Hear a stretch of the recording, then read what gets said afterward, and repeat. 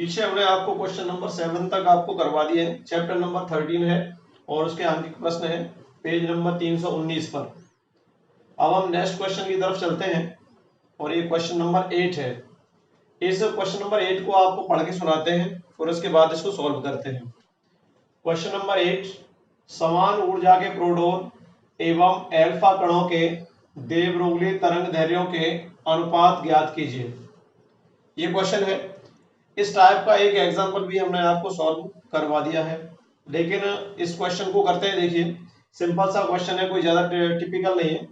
तो यहां से देखें, ये स्टार्टिंग से इसको देखते हैं कि समान ऊर्जा के, जिनकी ऊर्जाएं समान है, दो पार्टिकल आपको दे रखे हैं, प्रोटॉन और एल्फा पार्टिकल। ठीक है, प्रोटॉन दे रखा है और एक एल्फा पार्टिकल दे रखा है, जिनकी एनर्जी क्या है, इक्वल है, समान है। तो उसको लिखते हैं, यहां से सॉल्व करते हैं। तो सॉल्यूशन यहां से प्रश्नानुसार देखिए, यहां से प्रोटॉन की एनर्जी लेते हैं और एक एल्फा कण की एनर्जी लेते हैं। दोनों की एनर्जी क्या है, बराबर है। तो यहां से प्रोटॉन की एनर्जी क्या हो गई, ईपी। पी मींस प्रोटॉन हो गया और ई मींस एनर्जी हो गई।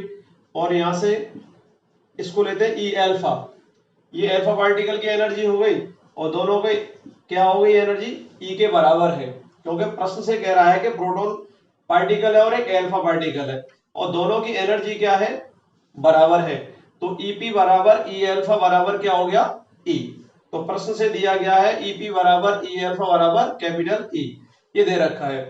अब हमें दोनों की तरंग दैर्ध्यों का अनुपात निकालना, दे ब्रोगली तरंग दैर्ध्यों का अनुपात। तो यहां से सूत्र लिखते हैं। सूत्र क्या होता है, देखिए, लैम्डा बराबर H upon under root 2m के। ये पीछे हमने आपको डेरिवेट करा रखा है। ठीक है, तो इस फॉर्मूले के अकॉर्डिंग चलेंगे हम। प्रोटॉन के लिए लेंगे और एल्फा कण के लिए लेंगे। तो सबसे पहले पार्टिकल कौन सा दिया गया है, प्रोटॉन दिया गया है, जो मैंने यहां बता दिया कि प्रोटॉन है और यहां पर क्या है, एल्फा कण है। तो पहले प्रोटॉन की बात करेंगे, फिर एल्फा कण की बात करेंगे, दोनों का रेशो निकालेंगे। तो यहां से प्रोटॉन के लिए, तो प्रोटॉन के लिए यहां से देखिए, इसमें प्रोटॉन के लिए ले लीजिए। तो लैम्डा पी बराबर क्या हो गया, H upon under root 2mp और ई। ये ई के जो लिखा हुआ है, ठीक है, काइनेटिक एनर्जी है, तो यहां ईपी लिख सकते हैं आप। ठीक है, ईपी लिख दीजिए।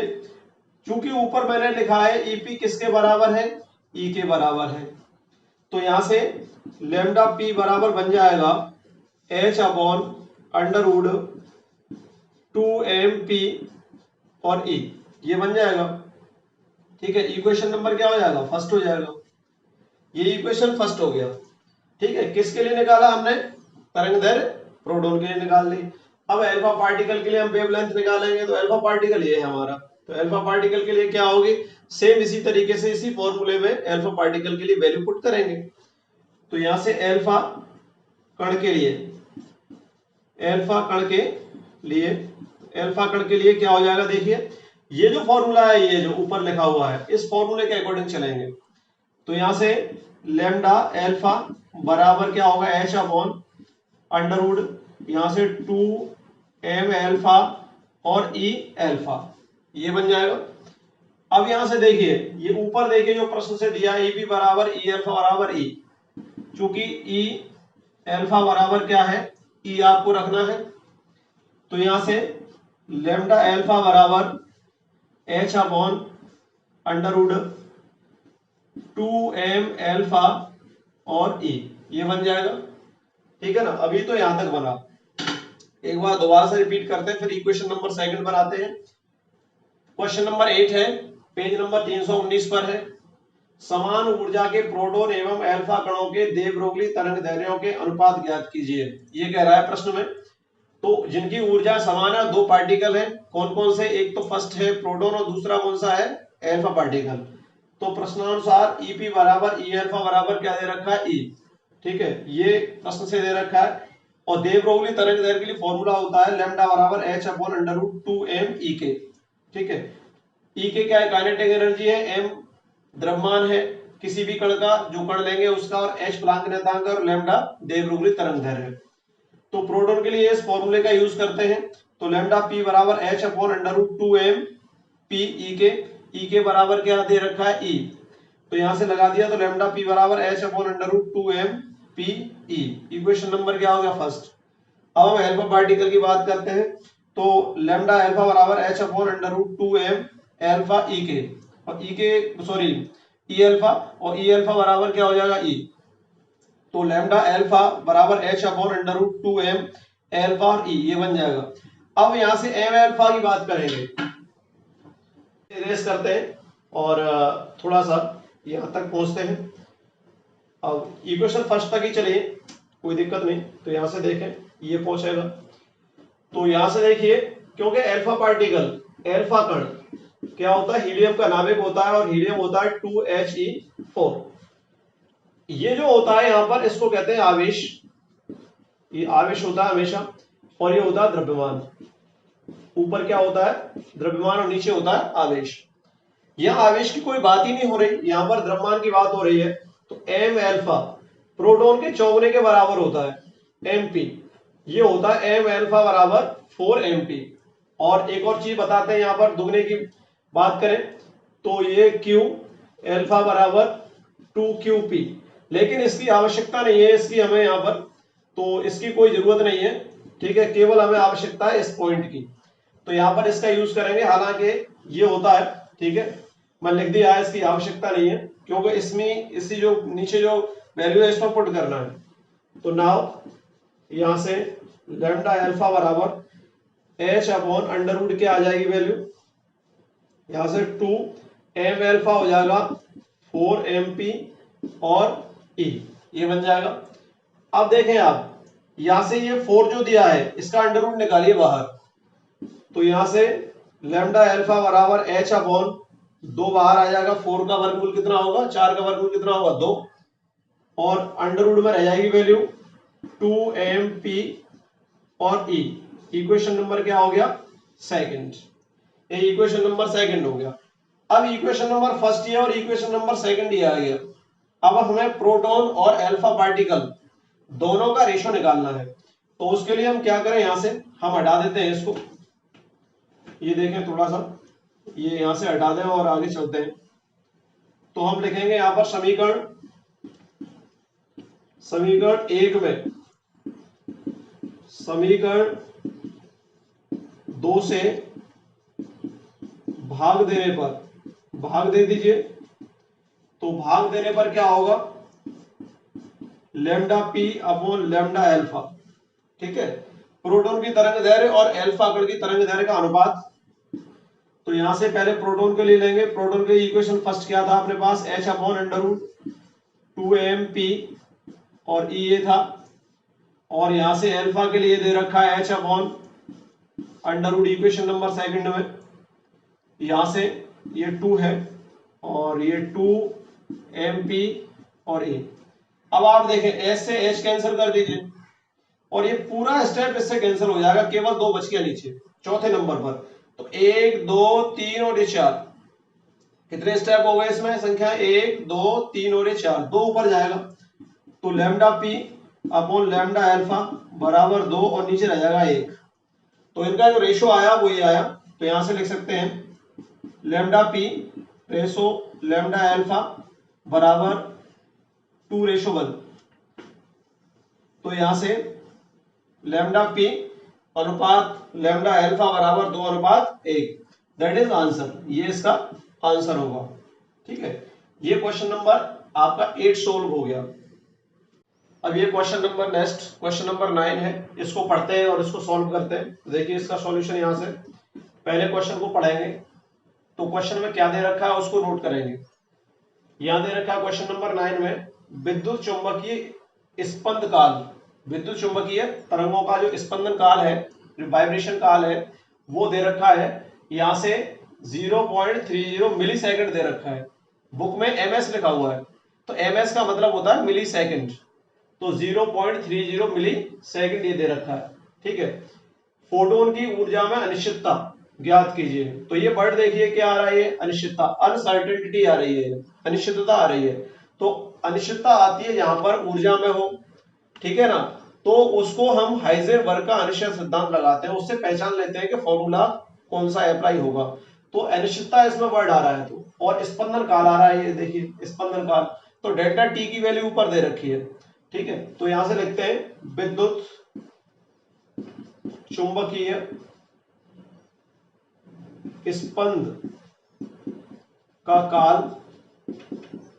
दे रखा है डेल्टा टी बराबर 0.30 और यहां रखा है मिली सेकेंड, ये दे रखा है।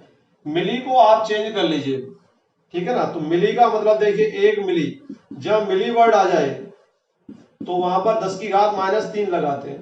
पीछे इसके कुछ भी यूनिट हो सकती है, मिली का मतलब 10 की घात -3 होता है, ठीक है। अब सेकंड है तो सेकंड लगाए, जो भी चीज है वो आप पीछे इसकी यूनिट लगा सकते हैं, या सेकंड लगी हुई यूनिट, ठीक है, कोई भी यूनिट हो सकती है, उस यूनिट को आप अप्लाई करेंगे। लेकिन यहाँ पर मिली का मतलब होता है 10 की घात -3। तो यहाँ से डेल्टा टी की जो वैल्यू हो जाएगी वो 0.30 इंटू 10⁻³ और ये बन जाएगा सेकंड, ठीक है। अब इसको ऐसे लिख सकते हैं 3 गुणा 10 की घात -4 सेकंड भी आप लिख सकते हैं डेल्टा टी की वैल्यू। ये आपको स्पंद काल दे रखा है, ये ऊपर लिखा हुआ है स्पंद काल, स्पंदन काल दे रखा है इसका, ठीक है। अब फोटोन है तो फोटोन की ऊर्जा में अनिश्चितता पूछी है, किसमें पूछी है? ऊर्जा में। तो ऊर्जा में जो अनिश्चितता होती है, अनसर्टेनिटी जो होती है, वो हमें डेल्टा ई की वैल्यू यहां से निकालनी है। ऊर्जा होती है ई एनर्जी, और उसमें डेल्टा ई लेंगे तो डेल्टा ई की हमें यहां से वैल्यू फाइंड करनी है, ठीक है। तो यहां से हाइजेनबर्ग, यहां से लगाएंगे हाइजेनबर्ग के अनिश्चितता के सिद्धांत से, हाइजेनबर्ग के अनिश्चितता के सिद्धांत से। तो हाइजेनबर्ग का जो अनिश्चितता सिद्धांत है वो delta E into delta T बराबर, या ऐसे लेंगे इसको, उसमें ऊर्जा की फॉर्म में लिख रहे हैं, तो यहां से H अपॉन क्या होता है 4 पाई, ये होता है। अब देखिए हाइजेनबर्ग का अनिश्चित सिद्धांत में जो यूनिट आती है वो जूल सेकंड आती है, तो उनको विहित संयुग्मी राशियां कहते हैं, क्योंकि उनकी यूनिट क्या है? Joule second.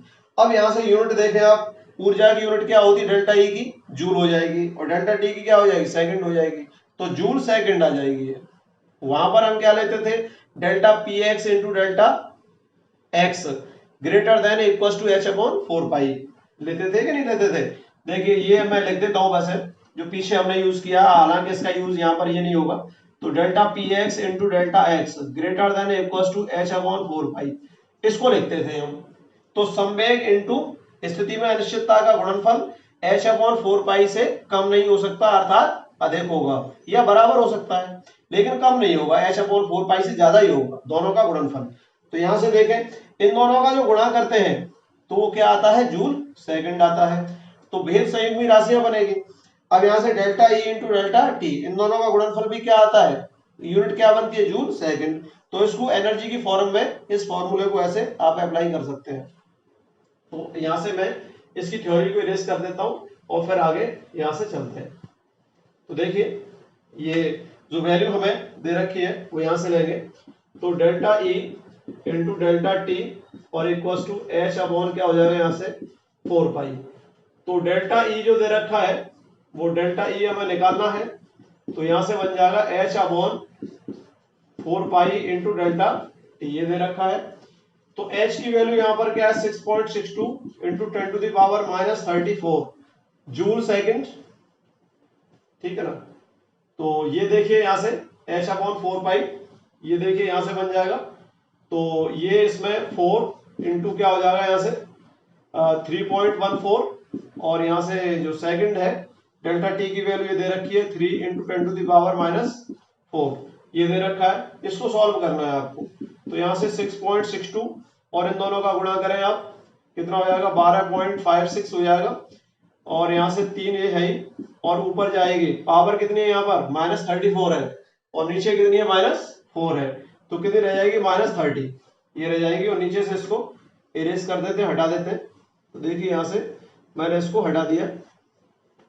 तो आप एक काम करें, इन दोनों का गुणा करें पहले तो 6.62 और नीचे 18 हासिल की 1 और 5 15 1 16 हासिल की 1, और 3 दूनी 6 और 1 7, ठीक है, और 3 एकम 3, तो ये बनेगा इतना इसमें, और 10 की घात माइनस कितना हो जाएगा 30। अब ये 37.68 नीचे दे रखा, 6.62 ऊपर दे रखा, तो डिवाइड नहीं हो सकता, ऊपर 66 बना लीजिए इसको, तो ऊपर कर दीजिए 66.2 और 37.68 नीचे कर दीजिए, और पावर इसकी -31 कर दीजिए, ठीक है। अब इसको आप काटेंगे, अब काटेंगे तो काटने पर ही आएगा 1.76 के अप्रोक्सीमेटली आएगी वैल्यू, और -31, और ये किसके बराबर आ रहा है, डेल्टा ई के। तो एनर्जी में अनिश्चितता जो आ गई, अनसर्टेनिटी इन एनर्जी, तो डेल्टा ई बराबर 1.76 10⁻31, और एनर्जी की यूनिट होती है जूल, ठीक है। तो ये इसका आंसर ये आएगा, डेल्टा ई बराबर 1.76 10⁻31 जूल, ये इसकी यूनिट होगी। इसको हमने यहाँ पर अनिश्चितता सिद्धांत को लगा दिया ऊर्जा की फॉर्म में, और ये डेल्टा ई का रूप बन गया, यहाँ से एच का मान लगा दिया, 4 लगा दिया, 3.14 लगा दिया, डेल्टा टी पीछे हमने ब्रैकेट में लिख रखा है उसको लगा दिया, इन दोनों का गुणा कर दिया, 12.56 हो जाएगा, 6.62 ऊपर रहेगा, 3 नीचे हो गया, नीचे गुणा कर दिया, तो ये देखिए 36 18 हासिल की 1, और 5 15 1 16 हासिल की 1, और 3 2 6 और 1 7, और 3 एकम 3, 37.68 नीचे हो जाएगा, और 6.62 ऊपर हो जाएगा, ठीक है। ये अंश हो गया और ये हर हो गया, तो अंश में हर से भाग लगाएंगे, तो ये हर जो ज्यादा है, अंश ऊपर कम है, तो यहाँ से पावर लेकर के -31 करते हैं, और 66.2 बटे 37.68 इसको करेंगे, तो ये डेल्टा ई बराबर 1.76 10⁻31 जूल आंसर आएगा, दैट इज आंसर, ठीक है। देखिए अब ये क्वेश्चन नंबर 10 है, इस क्वेश्चन नंबर 10 को पढ़ते हैं। देखिए क्या है कि सोडियम का सिंबल होता है Na, प्रतीक क्या होता है Na, सोडियम के लिए कार्यफलन वर्क फंक्शन दे रखा है, कार्यफलन फाई नॉट की वैल्यू दे रखी है कितनी, 2.3 इलेक्ट्रॉन वोल्ट है, प्रकाश की वह अधिकतम तरंग दैर्घ्य ज्ञात करो जो सोडियम से प्रकाशित इलेक्ट्रॉनों का उत्सर्जन कर सकती है। अब आपको पीछे मैंने एक बात बताई थी, मैंने कहा था आपसे कि यहां से new greater than new not यदि है तो इलेक्ट्रॉनों का उत्सर्जन संभव है। दूसरा मैंने कहा था न्यू और न्यू नॉट दोनों बराबर हैं तो इलेक्ट्रॉनों का उत्सर्जन संभव है, लेकिन काइनेटिक एनर्जी इसकी क्या होगी, 0 होती है, बताया था। लेकिन यदि new not greater than new है तो इलेक्ट्रॉनों का उत्सर्जन संभव नहीं है। ये मैंने 3 कंडीशन आपको बताई थी कि जो आवृत्ति है वो देहली आवृत्ति से यदि अधिक है तो इलेक्ट्रॉनों का उत्सर्जन संभव और काइनेटिक एनर्जी अधिकतम होती है, ठीक है। और फिर यहाँ से जो आवृत्ति है वो यहाँ से देहली आवृत्ति के यदि बराबर है तो इलेक्ट्रॉनों का उत्सर्जन संभव हो सकता है, लेकिन उसकी काइनेटिक एनर्जी क्या होती है, 0 होती है। और फिर यहाँ पर मैंने एक और बात बताई थी थर्ड नंबर में कि new not greater than new हो तो इलेक्ट्रॉनों का उत्सर्जन पॉसिबल नहीं है किसी भी कंडीशन में, तो ये था जो थर्ड कंडीशन है, इसमें इलेक्ट्रॉन का उत्सर्जन संभव नहीं है। अब हम बात करते हैं कि वो तरंग दैर्घ्य हमें निकालनी जिस पर इलेक्ट्रॉनों का उत्सर्जन संभव हो सकता है, अर्थात हमें देहली तरंग दैर्घ्य ज्ञात करनी है। तो यहाँ से जो ये प्रश्न से पूछ रहा है तो लैम्डा नॉट हमें निकालना है, जहां लैम्डा नॉट को देहली तरंग दैर्घ्य कहते हैं। इस पर इलेक्ट्रॉनों का उत्सर्जन संभव है किससे, सोडियम धातु से। तो यहां से देखें इसको कहते हैं देहली तरंग दैर्घ्य, ये देहली तरंग दैर्घ्य है, इस पर इलेक्ट्रॉन का उत्सर्जन संभव है। अब यहां से सोडियम के लिए कार्यफलन का जो मान दे रखा है वर्क फंक्शन वो हमें दे रखा है 2.3 इलेक्ट्रॉन वोल्ट। तो यहां से फाई नॉट बराबर कितना दे रखा है, 2.3 इलेक्ट्रॉन वोल्ट दे रखा है। इसको यहां पर रखेंगे अभी। अब देखिए ये लैम्डा नॉट निकालना है तो एक सूत्र है यहाँ पर पीछे हमने बताया है कार्यफलन का, तो फाई नॉट बराबर एच न्यू नॉट ये बताया था हमने, और एक सूत्र और था C बराबर न्यू नॉट लैम्डा नॉट ये बताया था। अब हमें यहां से लैम्डा नॉट ये चीज लानी है तो इसमें हमें यहां से न्यू नॉट का इसको हटाना है, यहां से तो सूत्र को चेंज करना है। तो फॉर्मूला क्या हो जाएगा चेंज होने के बाद कि H और ये C अपॉन लैम्डा नॉट ये बन जाएगा। तो इसको यहां से लिख सकते हैं हम लैम्डा नॉट बराबर SC अपॉन क्या हो जाएगा फाई नॉट, ये फॉर्मूला बन के आएगा जो देहली तरंग दैर्घ्य के लिए फॉर्मूला होगा, लैम्डा नॉट बराबर SC अपॉन फाई नॉट, ये फॉर्मूला बनेगा। अब यहां से ये 2.3 इलेक्ट्रॉन वोल्ट ये वैल्यू दे रखी है तो यहां से लेमडा नॉट बराबर क्या होगा 6.62 इंटू 10⁻⁻34, तो ये लगा दीजिए। और यहाँ से 3 गुणा 10⁸ ये लगा दीजिए। प्रकाश की चाल है ये, ठीक है।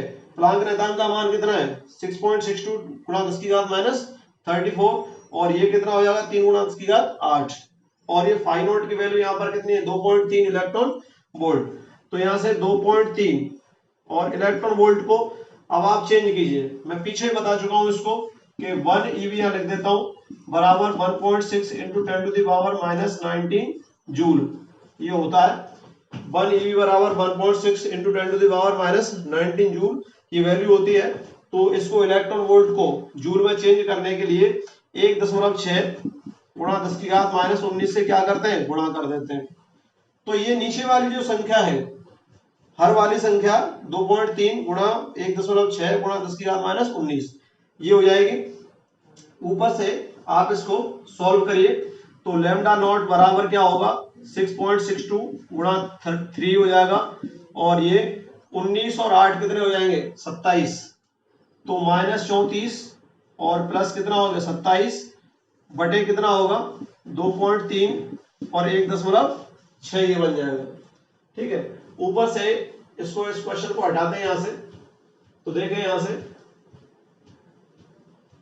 ये देखिए, तो इसको सॉल्व करते हैं तो ऊपर क्या हो जाएगा लैम्डा नॉट बराबर यहां से 3 दूनी 6 और 36 18 हासिल की 1 36 18 और 1 19 ये बन जाएगा, ठीक है। और ऊपर कितनी रह जाएगी -7 रह जाएगा ये, ठीक है, इतना रह जाएगा। और नीचे देखें 16 3 48 हासिल की 4 और 16 दूनी 32 32 और 4 36 और 2 के बाद दशमलव, तो ये बन जाएगा यहां से 3.68। तो लैम्डा नॉट इसको डिवाइड करेंगे तो 10⁻⁻7 तो ये आ जाएगी, और इसमें पूरा पूरा ये डिवाइड हो जाएगा, ये जाएगा 5.39 के समथिंग जाएगा भाग इसमें, और ये पीछे क्या बन जाएगा मीटर, ठीक है। अब ये मीटर बन जाएगा तो इसको आप एंगस्ट्रॉम में भी चेंज कर सकते हैं और नैनोमीटर में भी चेंज कर सकते हैं, क्योंकि 1 nm नैनोमीटर बराबर 10⁻⁻9 मीटर ये होता है, और 1 एंगस्ट्रॉम इसकी जो वैल्यू होती है वो 10⁻10 मीटर ये होती है, ठीक है। तो यहां से इस वैल्यू को हम, ये -7 है तो 9 में भी चेंज कर सकते हैं आप इसको करना चाहें, और 10 में भी चेंज कर सकते हैं, कोई फर्क नहीं पड़ता, किसी में भी लिख दो या यहां तक भी लिख दोगे तो आपको पूरे नंबर मिलेंगे। कोई आवश्यकता नहीं है चेंज करने की, चेंज करें तो अच्छी बात है, नहीं चेंज करें तो कोई बात नहीं। तो यहाँ से लैम्डा नॉट बराबर यहाँ से कितना हो जाएगा 2 दशमलव हटाकर यहाँ से 539 इंटू 10⁻⁻9 मीटर हो जाएगा, और इसको नैनो कहते हैं। तो लैम्डा नॉट बराबर कितना हो जाएगा 539 nm, जो आपकी बुक का आंसर है। ये यहां से ये सॉल्व हो गया। अब इसको आप एंगस्ट्रॉम में चेंज करें, तो एंगस्ट्रॉम में चेंज करने के लिए क्या करना पड़ेगा कि एंगस्ट्रॉम में चेंज करने के लिए यहां से -10 बनाना पड़ेगा, मतलब 1 0 और आगे चलाएंगे।